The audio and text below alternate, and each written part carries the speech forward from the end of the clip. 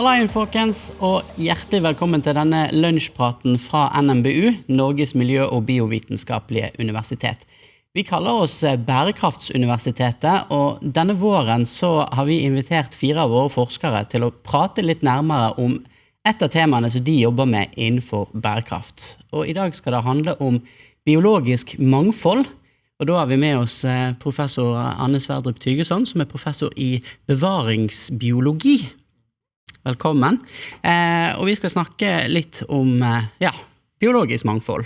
Du har jo vært i mange ulike settinger de siste årene, i mange ulike medier, og brenner for alt som kryper og kravler og flyr og stikker, som vi kanskje andre er litt sånn, blir litt irritert over. Vi måtte jo til og med utsette deg til opptaket noen timer, fordi du skulle ut i skogen og sjekke et eller annet. Hva er det du holder på med ute i skogen nå? Nei, nå har vi vært ute og sett på et nytt feltarbeid som skal gjøres til sommeren. Doktorgradsstudent som skal jobbe videre med for doktorgraden sin, hvor hun ser på hvordan sopp kan bruke biller til å haike. Haike med billene fra sted til sted. Så vi skal rett og slett legge ut noen stokker, og så skal hun fange biller, og så skal hun se etter soppsporer på og inne i de. Så det var et veldig koselig feltarbeid på en vårdag. Det ble jo veldig spennende å se. Du har jo skrevet flere bøker, og utgangspunktet for denne samtalen er denne boken her, På naturens skuldre, som jeg har her, og du har på t-skjorten din, som handler om hvordan 10 millioner arter redder livet ditt. Og den har jo gått verden rundt. Er det 25 språk, blant annet kinesisk den foreligger på? Første boka er jo ute i 25 land, og den her er vel nå solgt til 12, tror jeg, hvis jeg har tellinga. Du har virkelig fått nesten hele verden med deg på at dette er et interessant tema. Ja, nei, det er jo fantastisk å oppleve, og aldeles overraskende at det skulle skje. Når jeg skrev første boka, så falt det meg ikke inn en gang at boka skulle utenfor Norges grenser. Så. Opplever du at du får henvendelser fra større deler av verden enn før? Ja, definitivt. Og det er jo utrolig gøy og spennende. Alt fra jeg får liksom meldinger på Instagram fra en 12-åring i Sør-Korea, ikke sant, som har tatt bilde av seg med boka mi på koreansk, og så skriver han hva han heter, og at han vil studere biologi, og please wait for me, I will come to your university. Det er jo bra. Bra for rekrutteringen til NMBU. Ja, ikke sant? Men på naturens skuldre, hva handler boken om? Den handler om naturgoder. Den handler om det faktum at vi som mennesker sitter på naturens skuldre på den måten at det er naturen og alle artene der som løfter oss, som holder vår sivilisasjon oppe, som er hele basis for vår velferd og for våre liv. Og ofte så snakker man jo om naturgoder med et litt tyngre begrep, det som heter økosystemtjenester. Det tror jeg nevner en gang i boka. Jeg synes naturgoder er på en måte lettere å bruke. Og boka er egentlig delt inn, slik vi deler inn naturgoder, i produserende naturgoder, som er de konkrete produktene, litt som jeg sa i sted, ikke sant? Blåbær eller trefiber, sånne ting. Så det er de produserende, og så er det de regulerende. Og det er hvordan naturen sørger for at temperaturen er omtrent som den skal være, for eksempel. Og så er det de kulturelle tjenestene, som er det mer immaterielle. Og igjen, i stedet for å bruke de begrepene, så tenker jeg på det og skriver om det, som at naturen er en landhandel av det gamle slaget, der hvor du både fikk ikke sant? Maten du trengte, og alle mulige ting du trenger, og medisiner, ikke minst. Naturen er en vaktmester. Det er den regulerende delen. Den sørger for at vannet holder seg der det skal være, justerer temperaturen, sånn som trær i by kan redusere temperaturen i en by med flere grader. Og det siste, naturen er et kulturhus, eller en katedral om du vil. Et sted hvor man kan finne tid til ro og refleksjon, et sted hvor du kan tenke over dette at vi er en art blant 10 millioner, og kanskje kjenne litt på det. Jeg tror det også viktig. Det viktig å snakke om den delen også. Jo, mange forskjellige arter vi ble kjent med gjennom boken, og veldig mange aha-opplevelser. En av mine aha-opplevelser med å lese dette var jo hvor avhengig vi av at noe i naturen flytter på ting fra oss.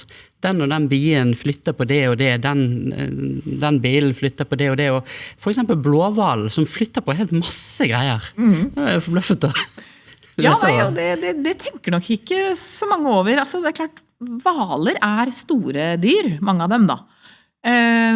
Og så har de jo den egenskapen at de kan dykke dypt ned i havet og spise krill eller fisk eller blekksprut, avhengig av hva slags arter det Og så svømmer de opp i overflaten for å gjøre fra seg. Og i den avføringen så det masse næringsstoffer som superviktige for ikke minst plantealgene, altså det alt det planktonet som i det øverste laget av havet, hvor det jo lys, ikke sant? Og som står for fotosyntese, som fanger sollys ved hjelp av den næringen som ellers rundt, fanger sollys og gjør det om til oksygen som vi skal puste, ikke sant? Om minst halvparten av det oksygenet som produseres på kloden, produseres i havet av sånne organismer. Og når disse organismene da dør, de jo ikke akkurat så langlevede, de fleste planktonarter, så vil de jo synke ned på bånd, men før det blir de gjerne spist av andre større organismer, ikke sant? Og dermed så kommer den næringen som kom fra dyphavet i sirkulasjon igjen. Den kommer opp i disse små planktonartene, opp i den lyszonen, og inn i kanskje en fisk, ikke sant? Som kanskje igjen blir snappet opp av en sjøfugl som tar den med inn på land, eller som spiser den og tar med skiten sin inn på land. Så disse hvalen, og hvalen jo også sånn, noen hvalarter jo sånn at de flytter på seg når de skal kalve, altså når de skal få unger. Og da også frakter de næring fra der de har spist til, mens de kalver, så det ofte mest at de bare tisser, men de tisser mye. En finnhval kan tisse nesten 1000 liter på et døgn, og det det jo masse nitrogen i. Så den næringstransporten som de store hvalene driver med, det som en slags sånn transportbånd, både vertikalt og horisontalt i havet. Og det jo, tenker jeg, definitivt et ekstra argument for å på en måte ta vare på de store pattedyrene i havet, i tillegg til mange andre. Og du skriver også hvor verdifulle blåhval når de dør og flytter seg ned på bånd. Ja, og jeg synes jo det ordet hvalfall et fantastisk ord. Jeg ser liksom for meg det der berget, ikke sant, av kjøtt og spekk og bein som bare synker sånn sakte og majestetisk ned i dypet. Gjerne til bakgrunnsmusikken fra Titanic. Ja, for eksempel. Uffa meg. Da ble det jo litt sørgelig. Men ok, gjerne noe, kanskje noe Hans Zimmer-musikk. Kunne passe, tenker jeg. Og altså, jeg prøvde å finne ut hvor lang tid det egentlig tar for en blåhval å synke, og det fant jeg ikke noen gode estimater på, men jeg ser jo for meg at det kan ta mange timer. Og så stedes den til hvile der nede på havbunnen, og der det jo ikke akkurat mye å spise. Sånn at en død hval på dyphavsbunnen, det jo som en pop-up-restaurant, ikke sant? Plutselig det masse næring tilgjengelig. Og det livet som finnes i dyphavet, det jo tilpasset veldig sånne flekkvise forekomster av næring. Så da popper det opp de snodigste organismer, altså. Beinormer, for eksempel, som jo ser ut som planter. Ser ut som en slags blomst med noen røtter og noe ting i enden. Og noen av disse artene har jo kjempesnodige liv. Altså hos beinormene så det sånn at det vanskelig å finne hverandre som partner, ikke sant? Når det så langt mellom dem. Så da gjør de det like så godt sånn at et helt harem med hanner flytter inn i hunden. Ja. Så de bare mye mindre enn henne, og de bor like så gjerne inni henne, det jo hendig. Og størrelsesforholdet mellom hundbeinormen og hannbeinormene, det hvis du overfører det til menneskene, så ville min mann få plass i en teskje. Så det ganske liksom stor forskjell mellom dem. Og det jo sånne rare tilpasninger da, som finnes. Og disse lever av å spise opp, som navnet tilsier, beinvevet da, etter en sånn død hval. Og det Det kan ta år og kanskje årtier og mer før hele borte. Det synes jeg veldig fint med boken, at du skriver veldig mye om hvordan de ulike artene påvirker hverandre. Altså det er sammenhenger som man ellers ikke hadde tenkt på. Også ofte arter som altså, jeg har jo ikke så mye med blåhval å gjøre til vanlig, men så kommer det arter som vi er borti med jevne mellomrom, så vi er vant til for eksempel barliden, som jeg må innrømme, jeg har et helt nytt blikk på etter å ha lest i boken din hvor viktig den har vært for den verden vi kjenner i dag. Ja, den er jo en av disse mange artene som er grunnlag for viktige medisiner.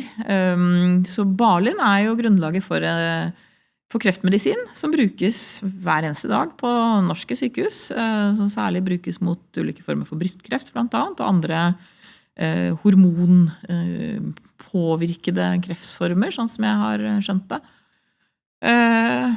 Og det treslaget har jo da reddet en masse liv, rett og slett. Og i utgangspunktet så var det litt tilfeldig. Det var i utgangspunktet stillehavsbarlin, en annen art enn vår europeiske barlin, hvor disse egenskapene ble oppdaget på vestkysten av USA, litt tilfeldig, i et prosjekt hvor man rett og slett lette etter virkestoffer som kunne virke mot kreft. Og en av mange prøver var altså en barkprøve fra en barlin, som viste seg å være uhyre virkningsfull, da. Og sånn er det jo med mange arter, og vi har jo bare testet dette for en ørliten brøkdel av alle plantene, og en enda mindre brøkdel av sopp eller insekter, som er to andre veldig potensielt viktige grupper som kan ha sånne egenskaper. Og da er det jo veldig ergerlig, ikke sant, som Naturpanelet, søstera til Klimapanelet, nå skrev i sin store globale oversiktsrapport over hvordan det går med naturen, at 1 million arter står i fare for å dø ut. Ikke sant? Da vet vi jo ikke om vi mister arter som har slike egenskaper som vi veldig gjerne skulle hatt med oss inn i fremtiden. Ja, for det er jo mye tankevekkende som står i boken, og mye interessant, men også noe som er skremmende over funksjoner som vi har gjort oss veldig avhengig av, og som verden ville blitt veldig vond og vanskelig. Blant annet så leser jeg at sjokolade og kaffe står i fare i fremtiden, og da er det alvor. Ja, nei, altså det er jo noe med at noen ganger så er det at vi får det nært innpå, som gjør at vi liksom, at det røsker litt i oss, at vi skjønner at dette her har noe å si for meg og deg nå. Ja. Og det er jo riktig som du sier, altså, ikke sant? Pollinering er jo en av disse mange naturgodene vi er avhengig av. Frukt, bær, nøtter trenger insekter i hovedsak som skal surre rundt og hjelpe plantene å lage barn, og det er jo gjerne barna vi spiser i form av frø. Kakaobønner er jo frøene til kakaoplanten, og tilsvarende med kaffebønner. Og for kakaobønnen så er det altså en liten mygg, eller en liten knott, en sviknott, som en slektning av våre irriterende, blodsugende drittsekker, som er happy med bare nektar. Og den er altså en av veldig få arter som gidder og klarer å krabbe inn i kakaoblomsten, som lever veldig kort og er veldig komplisert bygget opp, for å pollinere den, sånn at kakaoblomsten blir til en kakaobønne som vi lager sjokolade av. Så uten den lille knotten, så ville ikke vi hatt sjokolade. Og med kaffe er det tilsvarende. Det er jo også en plante som delvis så kan den selvpollinere, men du får mye større avlinger hvis den pollineres av insekter. Og vi ser jo at både med artskrisen, det at arter går tilbake eller forsvinner, og at natur ødelegges, og med klimakrisen, som vi jo alle vet hva er, så er samspillet mellom for eksempel kaffeplantens pollinatorer og hvor kaffeplanten selv kan vokse i fare. Det overlappet blir mindre og mindre med klimaendringer, for de har ikke helt de samme behovene. Nei, sånn at kaffeplanten kanskje flytter seg til et sted der det er klima for den, mens arten som pollinerer den ikke klarer å være der. Nei, ikke sant? Den ene kan være bundet til, la oss si, daglengde, ikke sant? Mens den andre avhenger av temperatur. Vi påvirker jo ikke daglengde med klimaendringene. Nei. Og det er noe av det skumleste, altså sånn økologisk mismatch, som det kalles på fagspråket, det at liksom ulike aktører i dette tette samspillet, at det liksom kludres med da, fordi vi endrer på så mye. Det kanskje noe av det aller skumleste da, i dette. Men hvis vi skal ta oss tid til et litt sånn kritisk spørsmål her, for altså, kaffe og sjokolade åpenbart viktig for oss, men det så farlig? Du skriver jo masse i denne boken om vi har gjerne begynt å utnytte naturen på et vis, og så har det blitt smått med ressurser, så har vi funnet en kunstig måte å gjøre det på. Og det jo masse arter som allerede har forsvunnet, og livene våre går jo egentlig ganske normalt. Det for å redde dette, alle disse artene, så må vi jo forandre ganske mye i måten vi på som mennesker. Så ja, det så farlig? Det verdt det vi må gjøre for å redde dette? Altså, vi har jo ikke sjans til å fortsette vår sivilisasjon på noe vis, hvis ikke vi sikrer naturen og de naturgodene og de funksjonene som finnes der. Igjen, Naturpanelet har jo sagt i samme rapport, den andre hovedkonklusjonen deres, i tillegg til dette med 1 million arter som i fare for å forsvinne, det var jo at vi må ha en gjennomgripende samfunnsendring. Og det jo fordi at all den kunnskapen som samlet sammen fra alle vitenskapskvinner og menn som kan noe om dette her, den peker jo entydig i en retning. Vi avhengig av naturen for å klare oss. Og vi må sikre naturen og de godene og tjenestene som vi trenger for å leve. Så betyr ikke det at at alle arter har hverken samme funksjon eller like nødvendige. Altså naturen viselig innrettet på det settet at noen arter har liksom helt eller delvis overlappende funksjoner og nisjer. Sånn at en del av dem kan du si da med liksom brutal stemme, holdt jeg på å si, at overflødige. Hvis du bare skal tenke egoistisk sett fra vår side. Men det jo et par utfordringer med det. Den ene jo at det en veldig egoistisk måte å tenke på da. Det greit, moralsk, at vi bare tenker på oss selv? Skal ikke andre arter ha en rett til å leve ut sitt livspotensial på denne kloden? Og det andre jo hvis du fremdeles da sier at nei, vi skal bare være egoister, vi skal bare sikre vår egen overlevelse, så jo spørsmålet, ok, hvordan vet du hvilke av de 10 millioner arter som det går bra å utrydde, og hvilke som faktisk kritiske? Fordi noen av dem har jo kritiske funksjoner som ikke andre arter så lett kan overta. Og som du sa tidligere, disse spiller jo sammen, ikke sant? I uhyre innfløkte og kompliserte nettverk som vi jo aldri kommer til å få oversikt over. Så jeg tenker at vi må gjøre det vi kan for å sikre mest mulig av artsmangfoldet, og mest mulig av en velfungerende og så intakt natur som mulig, av begge de grunnene. Og dette her jo det, man ser jo ofte at man ser på sammenhengen mellom liksom hvordan naturen kan levere naturgoder, for å bruke en litt sånn mekanistisk bilde, og artsantall, så ser man jo at de henger sammen.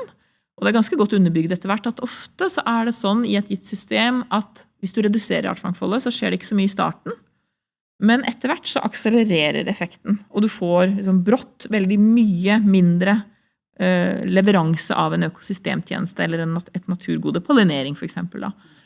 Sånn at nå vi kanskje i starten der et sted da,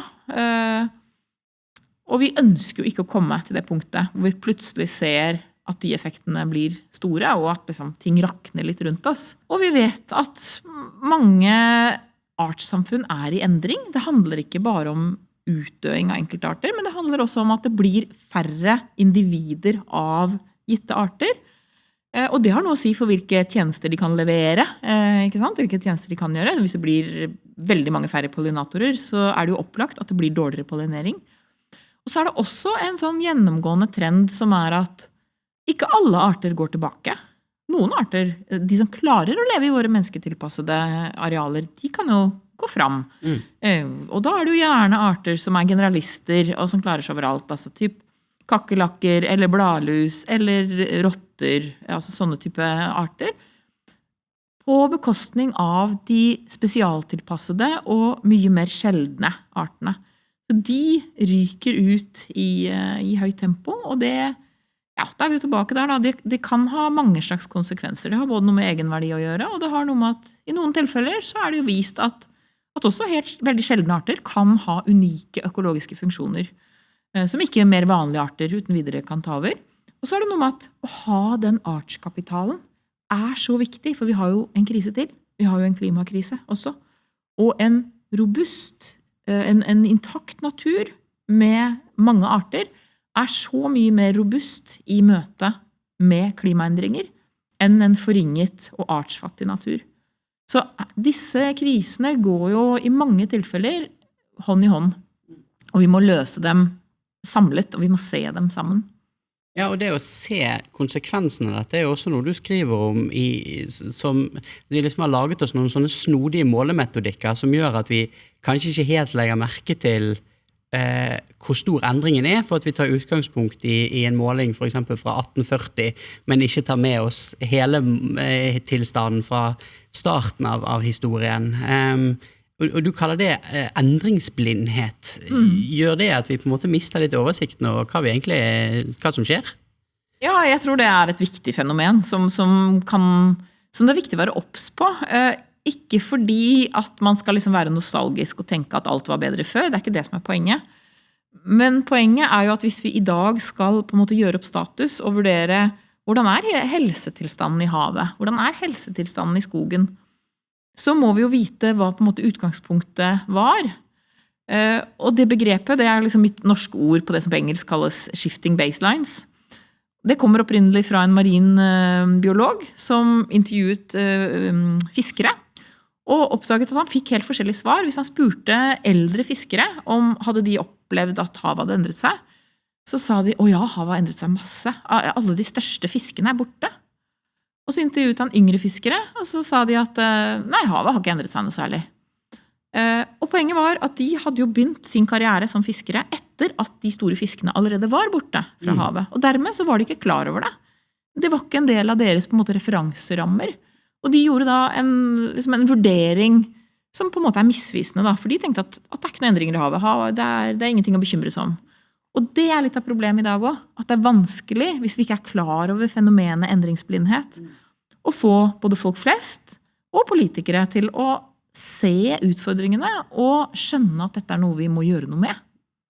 Et eksempel på det som kanskje handler mer om klima enn om biologisk mangfold jo at været plutselig blitt så mye mer normalt.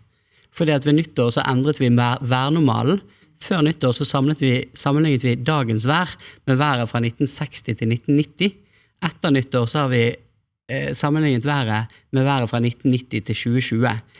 Og selv om det ganske ekstremt det været vi ser, så det plutselig mye mer normalt fordi at det sammenlignes med mer ekstremt vær enn det som var tidligere. Ja, nei, altså hva du sammenligner med jo alltid et poeng, og det noe med å være litt bevisst på det da. Som det som ligger i endringsblindhet og ja, se ikke fordi man tenker altså, i skog da, så det jo ikke det at du skal tilbake til at hele Norge skal være urskog, selvsagt skal vi drive skogbruk men det et poeng likevel å vite hvordan så en urskog ut for å sammenligne og vite hvor langt unna den vi i dag det kanskje noen kritiske funksjoner vi bør jobbe bedre for å sikre i det skogbruket vi driver i dag. Nå har vi fått, både gjennom denne boken og gjennom mange av de andre forskerne her på NMBU, ganske klar og entydig kunnskap på at vi nødt til å gjøre noe. Men så likevel så det på en måte ikke sånn at det så stor endringsvilje overalt. Det mye motstand, og politikerne jobber tregt. Altså, hva burde vi egentlig gjøre nå? Burde vi stoppe opp alt og altså det virker jo som om for å komme tilbake der vi burde, at vi burde ta ordentlig dramatiske grep. Klarer vi å opprettholde vår livsstil og samtidig redde verden? Altså, igjen, jeg tenker, ja, vi må ta noen ganske dramatiske grep. Igjen, Naturpanelet. Vi må få til gjennomgripende samfunnsendringer, og det ligger jo i ordet at da må det endres store ting. Og det jo også opplagt at vi kan jo ikke ha en evig vekst i forbruk på en klode som tross alt har en endelig mengde ressurser, og vi kan ikke altså det jo en kostnad ved alt, sånn at Vi må legge om måten vår å leve på. Det betyr jo ikke at vi hverken skal tilbake til steinalderen, eller at det blir et trist liv hvor du skal sitte i en tønne og knaske gulrot, liksom. Men det er jo noe med å ta de grepene, de må tas både på, det er summen av mange små personlige endringer, men vi kan jo ikke legge alt ansvaret der. Vi må gjøre mye av dette på et reguleringsnivå, hvor det rett og slett blir dyrt og vanskelig å velge ta miljøfiendtlige valg, og hvor det blir lettvint og rimelig å gjøre de grønne gode valgene, for eksempel. Nå er du inne på et tema som vi har hatt i flere av de andre lunsjpratene, nemlig hvem er det som har ansvar for å endre verden? Er det enkeltindivid, eller er det samfunnet? Altså, samfunnet består jo av enkeltindivider, så sånn sett så tenker jeg at det er litt begge deler, men det er jo ikke sånn at hvis du tenker at det bare skal ligge på oss enkeltindivider, så er det jo bare å gå hjem og legge seg til og gråte i en krok, holdt jeg på å si, for vi klarer det jo ikke. Liksom bare som enkeltmennesker. Vi må jo ha med det systemet som binder oss sammen, og som regulerer samfunnet vårt. Men jeg tenker at vi enkeltmennesker er viktige på flere vis, de endringene vi gjør i livet vårt. En ting er at det har summen av de, det er en dråpe i havet, ja, men havet består bare av dråper. Så i sum så har det en effekt. Men så har det andre effekter også, og det er nemlig det at du viser det frem til andre.